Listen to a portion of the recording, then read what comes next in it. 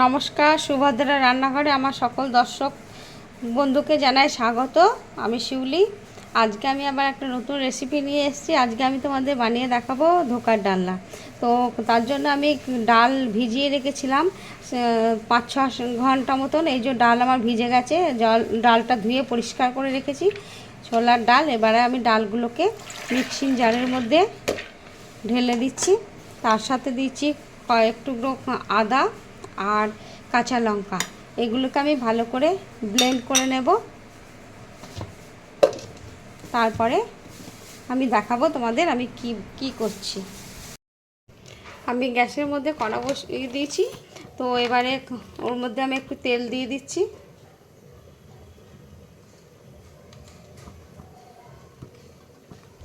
কিছুটা তেল দিয়ে দিলাম,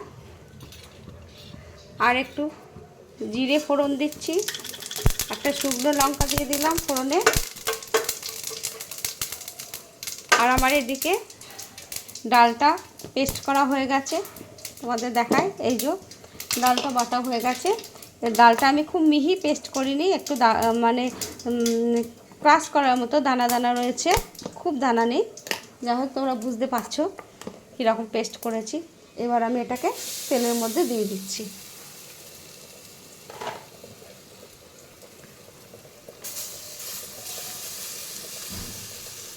হ্যাঁ, দিয়ে দিলাম। এবার এটাকে আমি ভালো করে শুকনো করে নেব।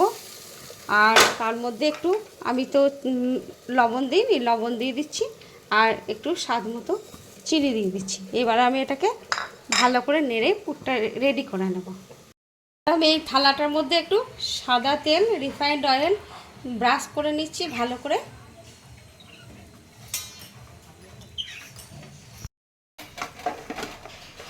আমার পুরটা একদম রেডি হয়ে গেছে। এবার আমি ওই থালার মধ্যে ঢেলে দেব, তোমাদের দেখাচ্ছি।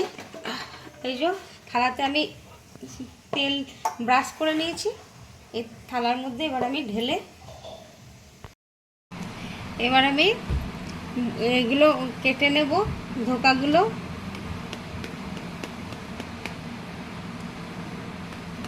তোমরা তোমাদের ইচ্ছা মতো যেরকম শেপ ভালো লাগে সেই রকমভাবে শেপ দেবে।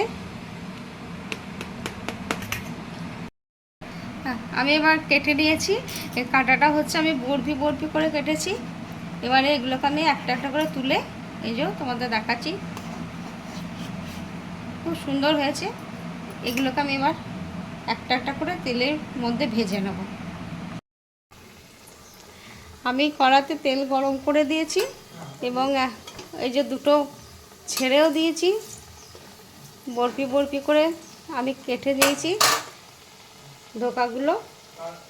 এই যে একটা একটা করে আমি ছাড়ছি, যেহেতু আমি একা একা নিজে নিজে ভিডিও করছি, যার জন্য পুরোটা আমি সব দেখাতে পারছি। যাই হোক, এই যে এই দুটো আমার ভাজা হয়ে গেছে। এবার এই দুটো আমি এরকম উঠিয়ে নিচ্ছি। লাল লাল ব্রাউন ব্রাউন কালার হয়ে এসছে।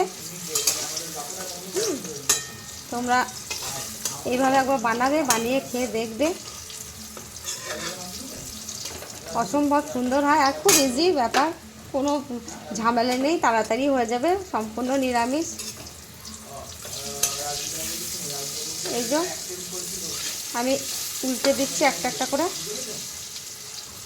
আমি এগুলো আস্তে আস্তে সব ভেজে একটা একটা করে আমি তুলে নিচ্ছি।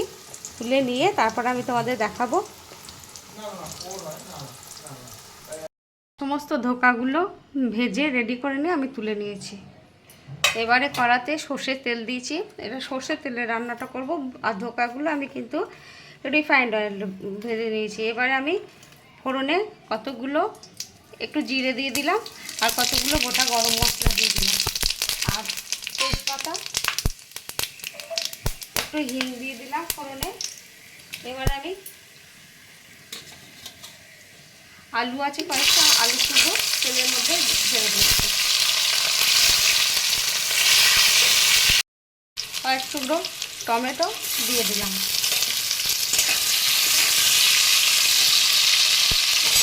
আর একটু আমি এবারে ডেলি মশলা দিয়ে দেবো। একটু ধনের গুঁড়ো দিয়ে দিচ্ছি, জিরের গুঁড়ো, আর একটু ধনের গুঁড়ো দিয়ে দিলাম। এবার আমি একটু হলুদ গুঁড়ো দিয়ে দিলাম,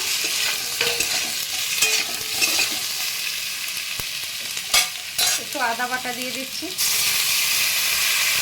আদা আর কাঁচা লঙ্কা একসাথে বাটা আছে দিয়ে দিলাম। এবার একটু মশলাটা কষিয়ে নেবো, সামান্য এক ফোঁটা জল দেব, গরম জল দিয়ে দিলাম এক ফোঁটা। মশলাটা একটু কষিয়ে নিই। কাশ্মীরি রেড চিলি পাউডার দিচ্ছি আর এক ফোঁটা লবণ দিয়ে দিলাম আর একটু চিনি দিয়ে দিলাম স্বাদ মতো। ব্যাস, এবার আমি এটা একটু চাপা দিয়ে দেবো। আলুটা একটু সিদ্ধ হয়ে গেলে তারপরে আমি ধোকাগুলো দিয়ে দেবো।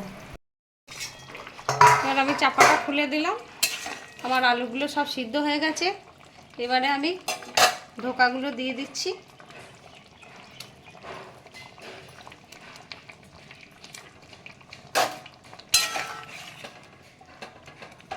উপর থেকে দুটো কাঁচা লঙ্কা দিয়ে দিলাম আর আমি ঘি দিয়ে দিচ্ছি। এবারে